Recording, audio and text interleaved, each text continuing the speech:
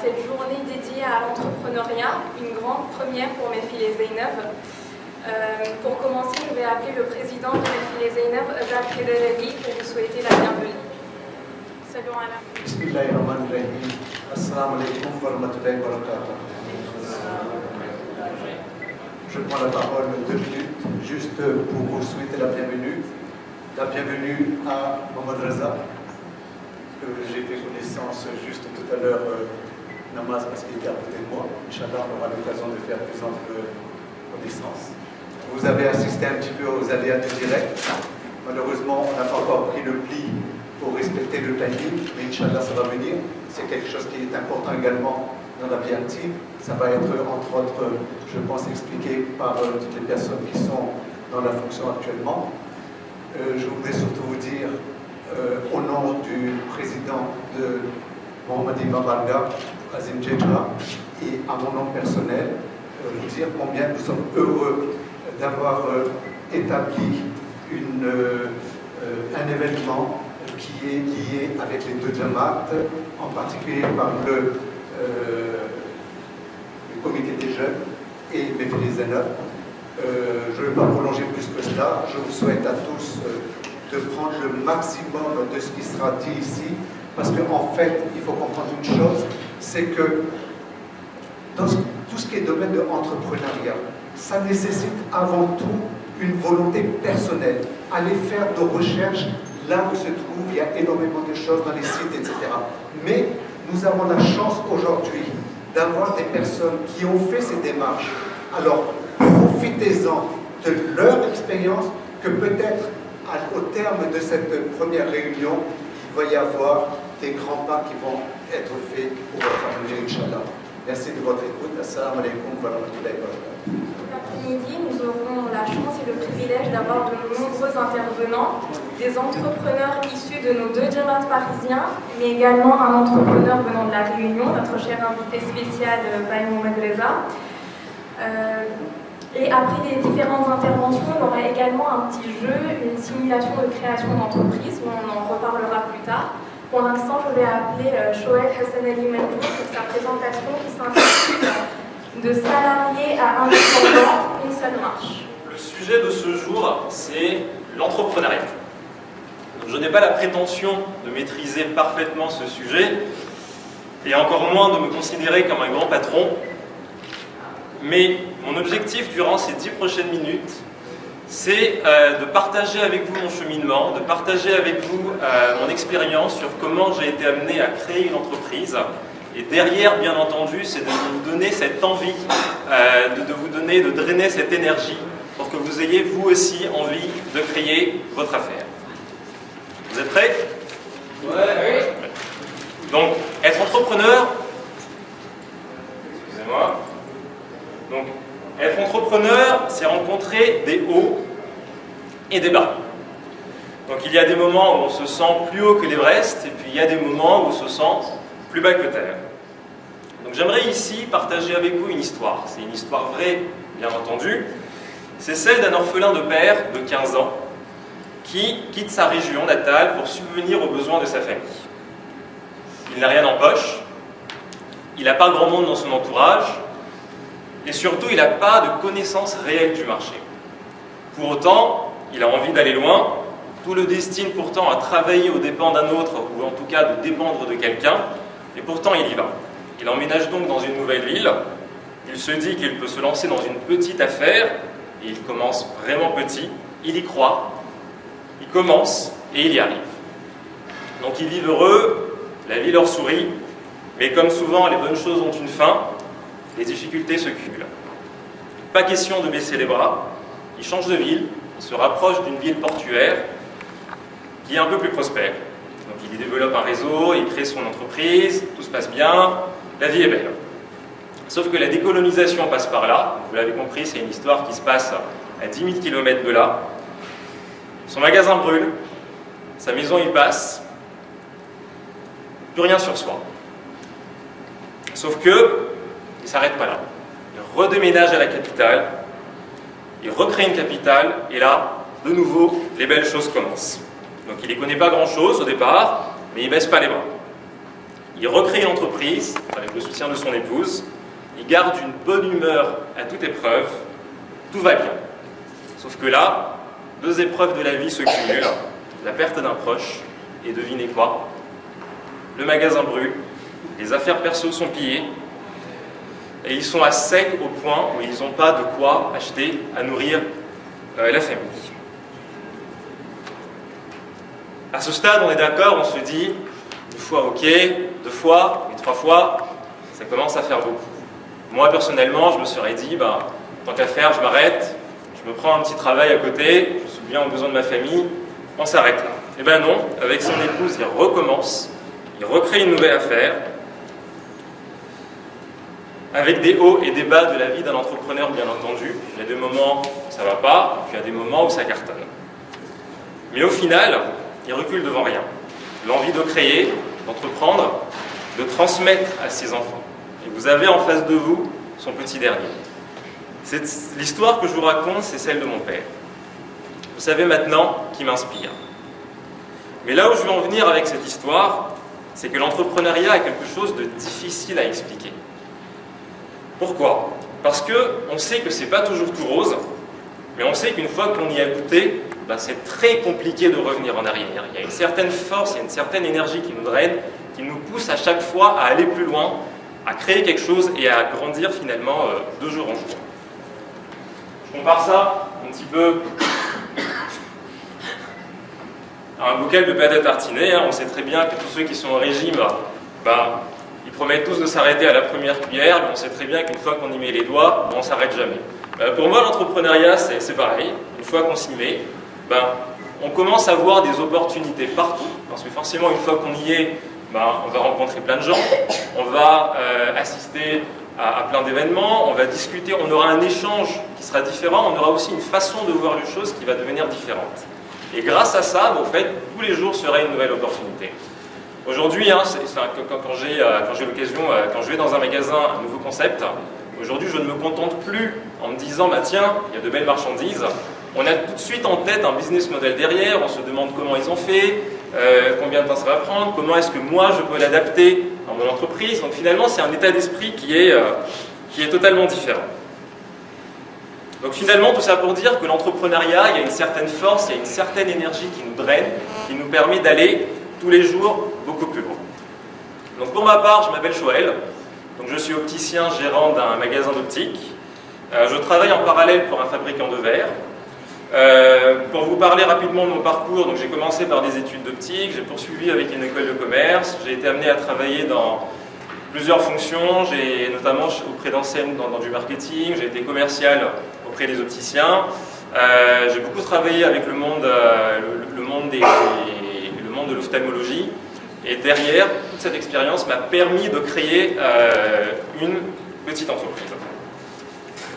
Donc, maintenant la question qu'on se pose, c'est que le salariat, alors dans tout ça, est-ce que c'est pas bon? Est-ce que c'est mauvais? Au contraire, non, c'est une très bonne chose. Déjà, ça permet de faire ses premières erreurs ailleurs, ça reste assez confortable, on n'y a pas misé, on investit financièrement et qu'on se trompe, au moins ça permet de tester une idée. Après, pour autant, on peut lancer un business tout en étant salarié. C'est possible. Je dirais même que c'est un tremplin sur lequel il faut rebondir pour en tout cas aller plus loin et acquérir les bonnes connaissances. Mais concrètement, comment est-ce qu'on fait et comment est-ce qu'on y arrive? Donc déjà, la première question qui se pose ici, c'est, alors on va commencer bien entendu par la droite, donc, carrière ou entreprendre. Donc la première question qui se pose, c'est, je suis salarié, je suis bien dans ma fonction actuelle, qu'est-ce que je fais? Est-ce que je reste salarié? Et si ça fait partie de mes ambitions, c'est très bien, il faut le respecter et c'est une très bonne chose. Ou alors je me dis, je suis bien dans mon travail, je maîtrise mon sujet, je suis dans une certaine zone de confort, donc ce qui fait que vu que je suis dans une zone de confort, mon manager est satisfait de moi, j'arrive à générer un certain temps qui me permettra de me consacrer à autre chose. Et là, je me dis, pourquoi pas l'entrepreneuriat? Et je me lance. Donc déjà, l'idée vient de là, et déjà d'un objectif de départ, est-ce que j'ai envie quelque part d'entreprendre, ou est-ce que j'ai envie de faire carrière au sein d'une société externe. Ensuite, deuxième chose, c'est que bien entendu, il faut y consacrer son temps libre. Donc, on a tous tendance à procrastiner au travail, on passe tous un petit peu des heures à naviguer sur les sites par-ci par-là. Et bien forcément, une fois qu'on a mis en tête les heures sur WhatsApp, sur les réseaux sociaux, ben, on les diminue et derrière, ben, on y consacre un peu de temps à regarder des vidéos sur l'entrepreneuriat, à faire des recherches sur Internet, à lire des livres qui sont en rapport, et c'est comme ça, petit à petit, qu'on arrive à avancer. Un conseil que je donne, pour arriver au troisième point, c'est que je trouve que dans le cas où on choisit d'être à la fois salarié et entrepreneur lorsqu'on constitue ce projet, c'est intéressant de rester sur le même secteur d'activité. Pourquoi?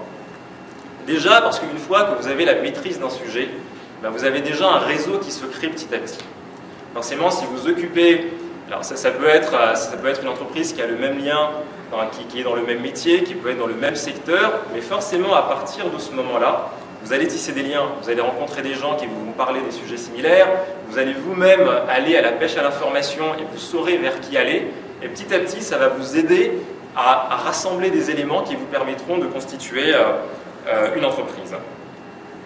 Après, forcément, les démarches administratives, on va y arriver après, on sait qu'elles peuvent être très simples parfois, mais on est en France, donc ça peut être aussi très compliqué. Et finalement, tout ce temps va vous permettre, tout ce temps en parallèle va vous permettre de préparer cet ensemble des choses et derrière, vous préparer pour réussir. Donc on lance son projet tranquillement. On sait que là, on pourra tester son projet en parallèle de son activité salariée. Derrière, ça permet aussi de garantir une sécurité financière, parce que tous les entrepreneurs vous le diront, au départ, c'est toujours un peu dur, on a toujours peur.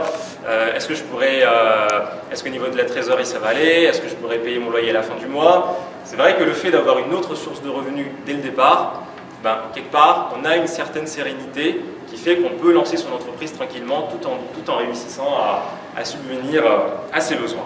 Donc là, on limite les risques.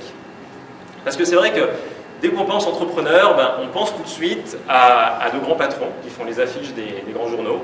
On pense tout de suite à des risques qui sont très élevés. On mise beaucoup, c'est vrai. Mais il faut se dire qu'on peut aussi créer petit. De toute façon, comme je l'ai dit au départ, une fois qu'on se lance, vous pouvez commencer petit, mais là, les opportunités se multiplient. Parce que vous allez toujours voir plein de choses, vous allez avoir d'un coup beaucoup d'idées, vous allez avoir envie de grandir très rapidement. Après, ça arrive qu'on n'aille pas jusqu'au bout du projet, ça arrive que finalement le succès ne soit pas au rendez-vous, qu'on soit obligé d'abandonner à un moment, mais quel que soit le cas, finalement, on finit quand même par grandir et réussir. Donc, il faut garder en tête ici que, donc là j'ai repris une citation qui dit « Travailler pour quelqu'un, c'est avant tout réaliser les rêves d'une autre personne que vous ». Ça ne veut pas dire que c'est mauvais. Vous êtes dans une entreprise, vous suivez un patron qui a une bonne vision, vous êtes content, vous trouvez que c'est la bonne voie, c'est une bonne chose. Par contre, si quelque part vous avez cette idée en vous disant est-ce que je devrais créer mon entreprise, est-ce que je suis fait pour ça, ben tiens, j'aimerais bien être à mon propre compte, je pense qu'à partir de ce moment-là, il faut se dire, si j'ai l'idée, c'est que mon rêve en fait un peu partie, et là, il faut se lancer, et il faut quelque part essayer. Donc, pour conclure, une chose aussi très importante, c'est qu'il ne faut pas oublier que les ressources qu'on a, c'est avant tout, ça vient d'Allah subhanahu wa ta'ala. Qu'on a beau être très bon, qu'on a beau avoir les fonds qu'il faut, qu'on a beau avoir passé le temps qu'il faut, c'est quand même quelque chose qui vient d'en haut, on n'a pas la main dessus, on peut l'avoir un jour, on peut ne plus l'avoir le lendemain. Et c'est pour ça que je dis toujours que si on entreprend, l'aspect financier est très important, c'est sûr, il n'y a rien à dire, mais il ne faut pas le faire pour l'argent. Parce que l'argent, ça va, ça vient.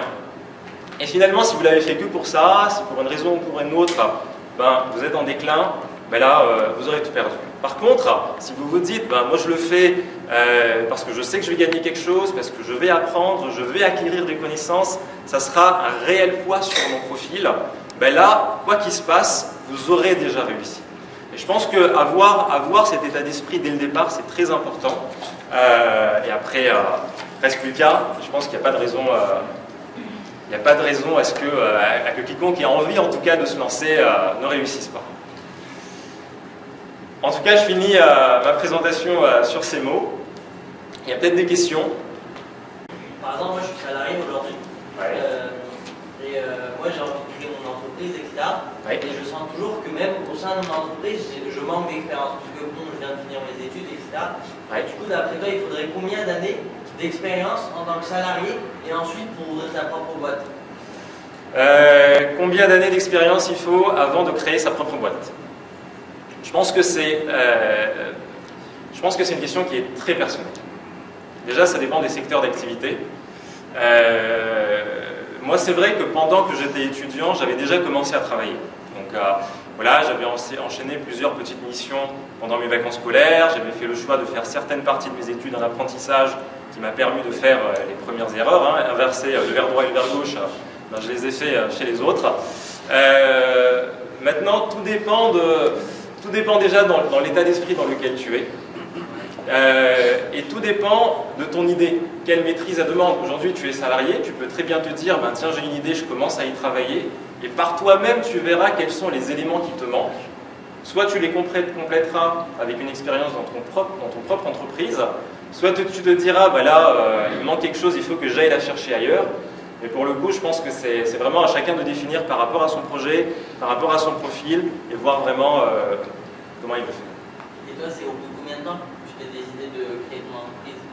Au bout de combien de temps j'ai décidé de créer mon entreprise? En fait, moi, c'était déjà quand j'ai choisi quelle étude faire, ou même à chaque fois que je commençais à travailler, j'avais toujours l'idée en tête en me disant à quoi ça va me servir quand je vais me lancer.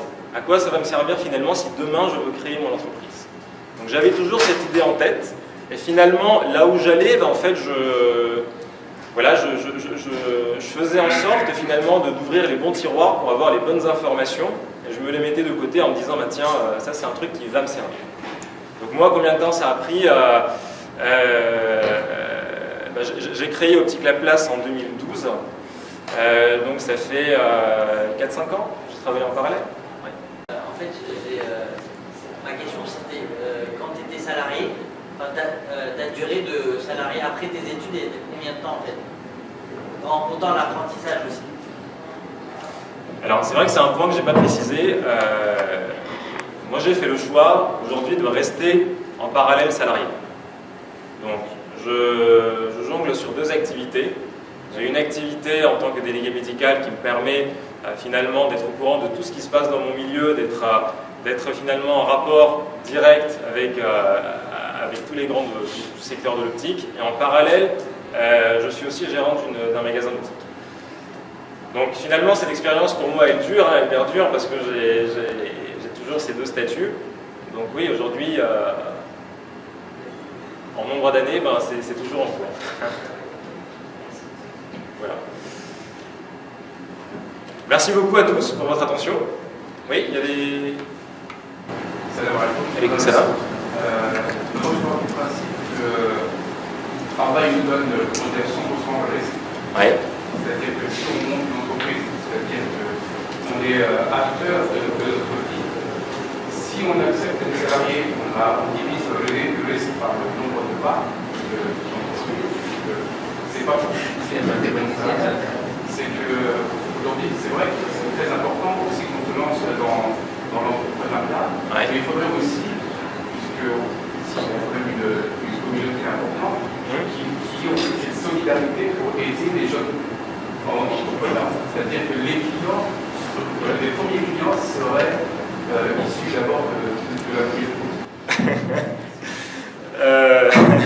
Moi je suis d'accord.